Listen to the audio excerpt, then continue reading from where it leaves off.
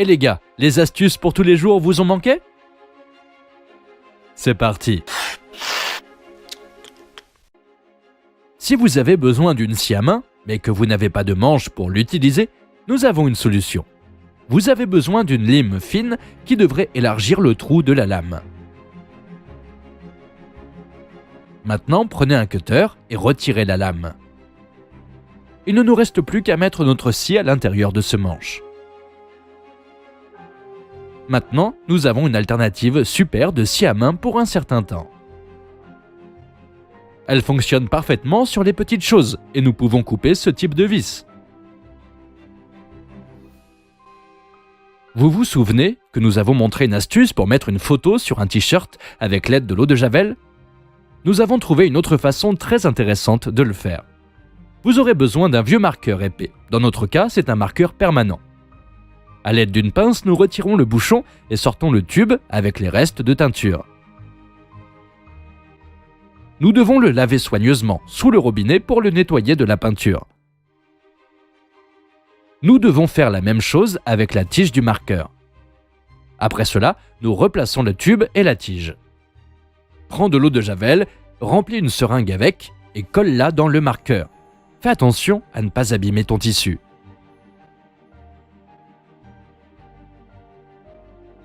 Maintenant, nous avons besoin d'un vieux t-shirt qui sera notre chef-d'œuvre. Prends le marqueur et dessine ce que tu veux. Nous devons appuyer fort pour que le tissu soit trempé. Tu peux aussi utiliser un pinceau en le trempant dans de l'eau de Javel. Laisse sécher le t-shirt pour obtenir une belle impression qui ne disparaîtra pas, même après le lavage. Il arrive qu'en travaillant avec de la superglue, tes doigts se collent et tu te prépares à rester comme ça toute la journée. Ne désespère pas. Prenez une lime à ongles et frottez la colle avec. Après quelques secondes, la colle sera enlevée. En fait, tu peux utiliser du papier de verre au lieu d'une lime à ongles. Il arrive que tu aies presque fini un paquet de chips, mais qu'il reste des petits morceaux. Prends un rouleau à pâtisserie ordinaire et écrase-les en morceaux encore plus petits. Puis prends un œuf et mélange-le. Ajoute du sel et du poivre.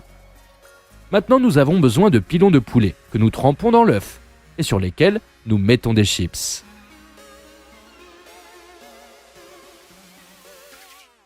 Ça a l'air très délicieux. Mettez tout ça dans le four et faites cuire les pilons de poulet comme d'habitude. Mais ne les rôtissez pas, sinon les chips vont brûler. Voilà, c'est fait. Nous avons des pilons de poulet croustillants et délicieux. Maintenant, nous avons besoin de cette capacité avec un large goulot ou même un seau. Il faut mesurer le diamètre intérieur et découper un cercle dans du carton avec une petite anse. Le cercle doit rentrer dans ce trou. Maintenant, prends un morceau de fil de fer et place-le dans le carton près de l'anse, comme ceci. Ensuite, prends un pistolet à colle et fixe le fil de fer comme indiqué dans la vidéo.